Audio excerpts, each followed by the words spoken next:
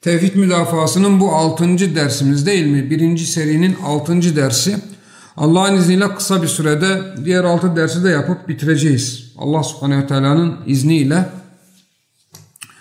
Bu derste biz tağut kavramı ile hakimiyet mefhumunun ilişkisini kuracağız kardeşler. Bu derste biz tağut kavramı ile hakimiyet mefhumunun ne yapacağız? İlişkisini kuracağız. Dersimizin başlığı tağut kavramı ve hakimiyet tevhidi ile ilişkisi olabilir. Videoyu sosyal medyaya atacak arkadaşlar bu şekilde alsınlar.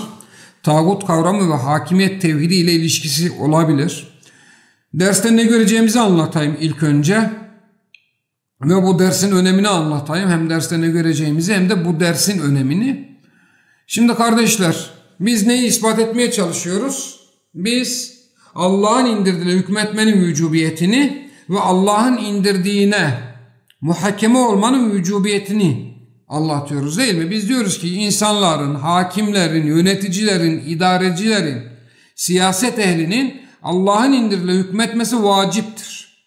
Avamın da o siyaset ehlinin hükmettiği hükümlere, yani Allah'ın hükümlerine itaat etmesi, boyun eğmesi ve ona muhakeme olması vaciptir. Kim bu vücubiyetten yüz çevirirse, kim bu vücubiyeti terk ederse, kim bu vücubiyete karşı gelirse, bilerek veya bilmeyerek, isteyerek veya istemeyerek bu kişi kafir olur. Biz kısaca bunu anlatıyoruz. Bunun içine tabi bu anlattığımız içine birçok konu girer. Tağutlara itaat veya birçok konu girer. Ama bizim asıl anlatmaya çalıştığımız nedir? Bizim asıl anlatmaya çalıştığımız Allah'ın indirdiği hükümlerle hükmetmek ve Allah'ın indirdiği hükümlere muhakeme olmak vaciptir.